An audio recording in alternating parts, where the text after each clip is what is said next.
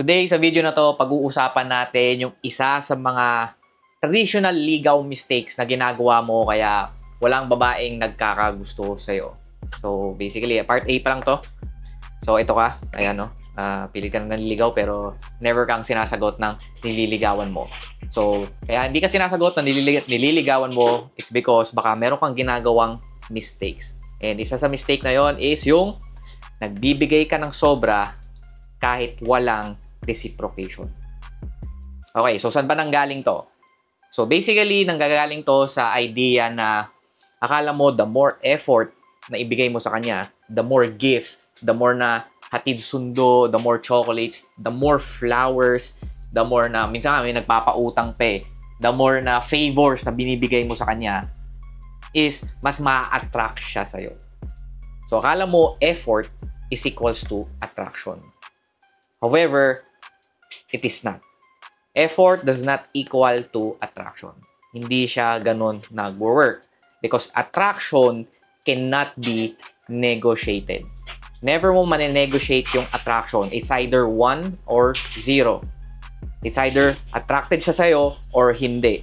If hindi siya attracted sa'yo, hindi mo mane-negotiate yon by giving effort. Okay? By giving more gifts. By giving more flowers, by giving, ampaw yan, ampaw. By giving her money. Okay, kahit ano pang ampaw gamitin mo, kahit gaano pa kalaki yung perang gamitin mo, if hindi siya attracted sa'yo, you cannot negotiate that by giving her more efforts. Or ito, yung mga pagbibigay ng gifts. Yung alam mo yun, giving her energy or giving her something. Hindi yun mag-work. That is because, in order for a woman to be attracted sa'yo, na-attract sila on how strong you are. Kaya ito, yan o, strong, malakas yan o. Naka-flex, man. Women are attracted to strength. Okay, kaya nga, di ba, yung pinipili nila yung, they feel na yung strongest option for them. Again, women are security-seeking creatures. That's why they're looking for the strongest mate, strongest option for them. Okay? They're not looking for how much effort do you give them. If ang babae hindi niya nararamdaman na malakas ka, then she will not be attracted to you. And they only want to receive this kind of efforts, itong gifts, flowers, or even money to those lang na attracted sila. Okay, gusto lang nila nare-receive tong mga bagay na to sa mga lalaking attracted na sila. And ang pinipili nila, again, attraction is what they choose. Okay? Kung gusto mong piliin ka ng babae, you need to attract them. This is because she only cares about the man. Okay? She doesn't care kung anong regalo ibigay mo, kung ilang roses yung ibigay mo, kung gaano kalaking pera yung ibigay mo sa kanya. She only cares about the man. Okay? The man itself. Ito. So kung ito ka, at pilit kang bigay ng flowers, bigay ka ng efforts, wala yan. It cannot mask off. Again, attraction cannot be negotiated. Hindi mo mane-negotiate yung attraction. If hindi siya attracted sa'yo, wala talaga. Kahit anong gawin mo, kahit anong gawin mong efforts, if hindi siya attracted sa'yo, hindi ka niya pipiliin. Okay? Hindi ka niya makikita as someone na sexual partner niya or as a mate. So, because she only cares about the man. She doesn't care about this one, about these things. She cared about this. Ito. So, ito kasi usually na nangyayari. So, ito, yung nice guy, yung torpe, akala niya, the more efforts, ibig sabihin, the more gifts, the more flowers, the more chocolates, nagpapautang, the more favors, hatid sundo, is mas ma-attract yung girl. So, kapag hindi nag-express si girl ng attraction pabalik, hindi siya nagre-reciprocate, ang ginagawa ni torpe boy, ang ginagawa ni nice guy is nagdo-double down sa efforts. Okay? Nagdo-double down sa efforts, more gifts, ibig sabihin, more flowers pa, hindi pa niya ako sinasagot, hindi pa niya ako nagugustuhan. Siguro, kailangan ko pa siya bigyan ng more chocolates, kailangan ko pa siya bigyan ng mga Hershey's, mga ganyan. No! The more na binibigyan mo siya ng effort, the more lang na tumataas yung, alam mo yung EW value niya. If hindi siya attracted sa'yo, and bigay ng effort sa kanya, the more na tumataas yung EW factor niya sa'yo. Yung ickiness, yung icky feeling na nararamdaman niya sa'yo. Because again, she doesn't care about the effort. She cares about the man. Kung sino ka. kung ano ka, how strong are you, how attracted is she to you. At magmamatter lang tong efforts na to if attracted na sa sayo. Gusto lang niyang ma-receive to, gusto niya lang ma-receive tong mga to, itong mga nice things na to, yung pagiging gentleman mo sa mga lalaking attracted na sila.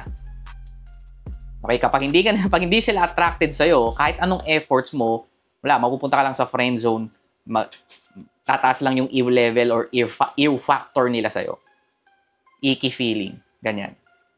So kapag ganun, wala, mapupunta ka lang sa friend zone, matitake advantage ka, matitaken for granted ka, baka gawin ka na lang niyang sugar daddy, pero never ka niyang pipiliin as a sexual partner or as a mate, okay, as a boyfriend, kung yun yung goal mo. Alright? So, if you're still doing this, you need to stop. Stop doing this shit. And stop giving more efforts para lang ma-attract mo yung babae. Okay? Because you're doing it the wrong way. So, ano ba yung tamang gawin? Ang tamang gawin, instead of giving more efforts into her in order for you to attract her, you need to put more efforts, ito sa baba, more efforts back to you, into you. Kapag hindi ka nakaka-attract ng babae, hindi mo dapat bawian sa efforts. Hindi mo dapat bawian sa pagiging mabait mo. No one owes you for being kind, for being nice. No one owes you for that. So in order for you to attract them, you need to put more effort back to you. Kung hindi ka nakaka-attract ng babae, instead of giving them more efforts, give more efforts back to you. Ibig sabihin lang nun, more efforts in order for you to look strong. So ibig sabihin nun, put more effort into yourself, sa sarili mo, improve yourself. When it comes to your looks, improve your fitness, improve your fashion, improve your hygiene. Though, itong tatlong to, bigyan mo lang ng effort yung sarili mo na gawin itong tatlong to, you will look decent. Lalakas na yung dating mo. If you work on these things, if you put effort on these things. Ayusin mo lang yung fitness mo, ayusin mo lang yung katawan mo, kung obese ka, kung overweight ka, ayan, fitness. Fashion, usually kapag maganda naman na yung katawan mo, or usually kapag inalagaan mo naman yung katawan mo, lahat naman na ng damit sa'yo is babagay. You just need to know kung anong gusto mong style, ganyan. And also, hygiene, smelling good. Okay, kasi wala tong mga to kung mabaho ka. Then, isa sa factor yung hygiene. So that's why take care of yourself. If you want to have a great first impression, you want to look attractive. Again, what attractive sa babae, yung female gaze na tinatawag, is strength.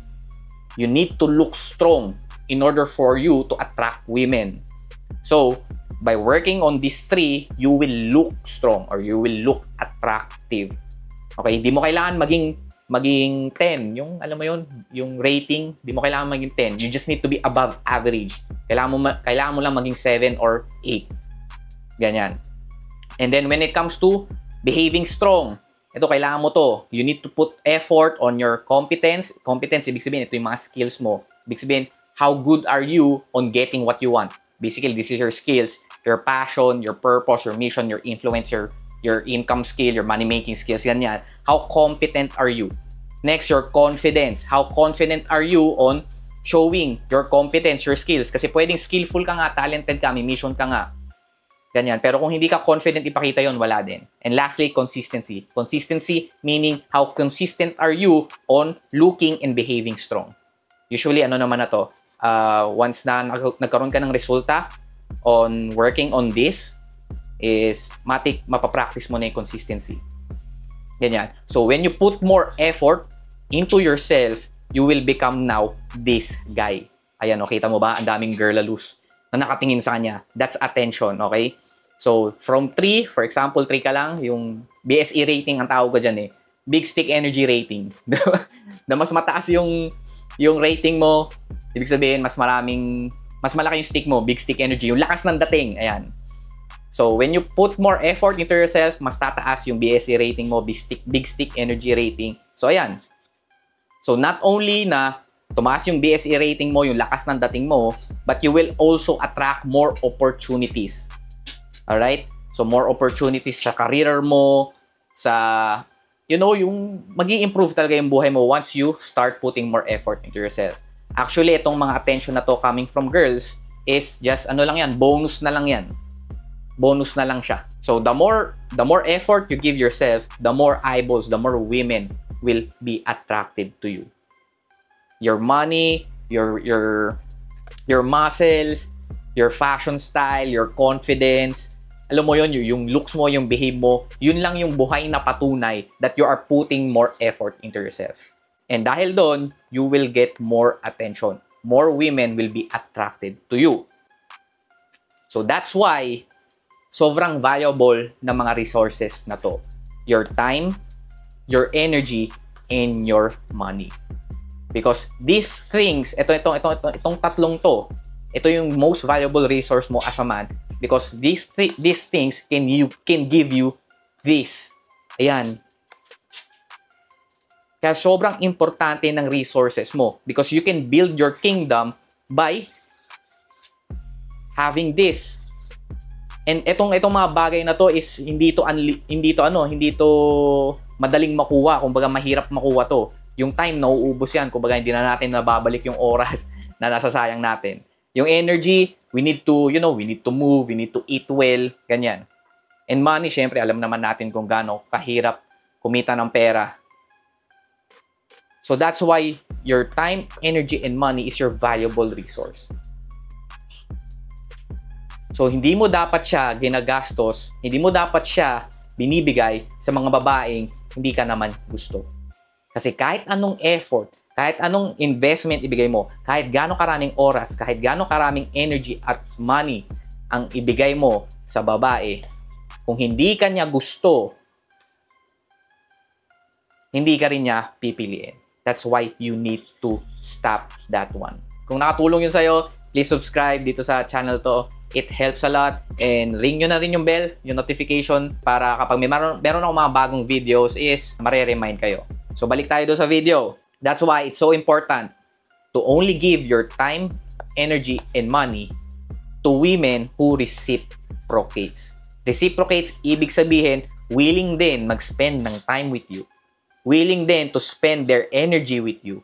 Willing din to spend money with you. That's how you give your time, energy, and money. Because these are very important resources as a man. Kasi dito tayo nakaka-build ng kingdom natin. So, only give your time, energy, and money to women who reciprocates back. Because again, men pursue, women choose. Okay? Tayo talaga yung mag-first move. We are the pursuers talaga. So, mag-first move tayo. Ayan, syempre, pag nag-first move tayo, mag-spend tayo ng time, mag-spend tayo ng konting energy, mag-spend tayo ng konting money for dates. Ganyan. But we will check if mag-reciprocate siya. Because when she reciprocated, 99% of the time, she is already attracted to you. Okay, ayan o, tingnan nyo. Heart, tapos lust. Ayan. Love and lust na yung nararamdaman niya sa'yo. So, 99, when she reciprocates, if nagbigay ka ng time, if willing din siya magbigay ng time sa'yo, then she is reciprocating. If nagbigay ka ng energy sa kanya, binalik niya sa'yo, then she is reciprocating. If you spend sa date and willing siya to spend sa date nyo rin, she is reciprocating. 99% of the time, when she reciprocates, she is already attracted to you. That's why it's very important to do interest check first before you pursue any women. Do interest check first. I-check nyo muna kung interesado rin ba siya sa'yo or hindi. Kung attracted ba siya sa'yo or hindi. Before you invest more into her. Before you give your valuable resources into her. Kasi ito, ginagamit mo to buy these things, di ba? Itong gifts, flowers, chocolates, utang, hatid, sundo. You're spending a lot of this. That's why, before you give your valuable resources, you need to check kung interesado din ba siya sa'yo para hindi masayang. Because again, kahit gaano karami yung spend mo sa kanyang time, energy, and money, kung hindi kanya gusto, ayan, kung hindi siya attracted sa'yo, wala din bilang yan. So, if high interest, escalate. Taasan mo pa yung mga investments mo. Kumbaga, assign mo yon to, so, sige, she's reciprocating, sige, escalate natin to level 2. Parang ganun. Pero kung low interest pa lang, sa una pa lang, escape. Out ka na dyan. Kasi magsasayang ka lang ng time, energy, and money mo. So, meron akong ginawang interest, 3-level interest check, in which each level, i-check mo doon kung gaano siya ka-interesado sa'yo o hindi. Ang goal doon is to know kung gaano ka high or gaano ka low yung interest na sa'yo. So, kapag high yung interest, we escalate to level 2. Ganyan. Available yung interest check dun sa mga blueprints na nandyan sa caption, check nyo na lang. So, before mag-end tong video na to, ito talaga yung ito yung pinaka-key na kailangan mo tandaan. Only pursue women who choose you. Yun lang yung ipo-pursue natin. Because again, women are the choosers, men are the pursuers. Ibig sabihin, tayo talaga mag-first move, pero babae talaga yung pipili. Because again, they are the choosers. Sila yung pipili kung sino yung gusto nila. So, para piliin ka nila, they need to be attracted to you. They need to be sexually attracted to you. And in order for you to be sexually attractive, you need to put more effort into yourself. In that way, you will look strong and behave strong. Because again, attraction, they are attracted to strength. Alright? Hindi mo kailangan maging 10. Okay? Kailangan mo lang maging above average. Kailangan mo lang maging 7 or 8. And kayang-kaya mo maging 7 or 8 once you put more effort into yourself. So, once you put more effort into yourself, you can now start checking, interest check. You can start doing interest check. Look for high interest and then escalate up. Because in that way, we will only pursue women who choose us. So, piliin mo lang yung babaeng pinipili ka. Alright? So, if you want to know more about this one, meron akong blueprints. So, you can check the links in caption para sa mga blueprints na ginawa ko. Pwede mong i-avail yung mga yan. Sobrang mura lang ng mga yan. So, it helps me a lot with this channel to keep this channel running. And syempre, para makabili ako ng Rolex ko. Yes! Woo! Internet money, man. Check the links in my caption para sa mga blueprints na ginawa ko. Ayan, check nyo na lang kung ano yung mga kailangan nyo dyan. So, yun lang. So, peace out. See you on the next video. Let's go.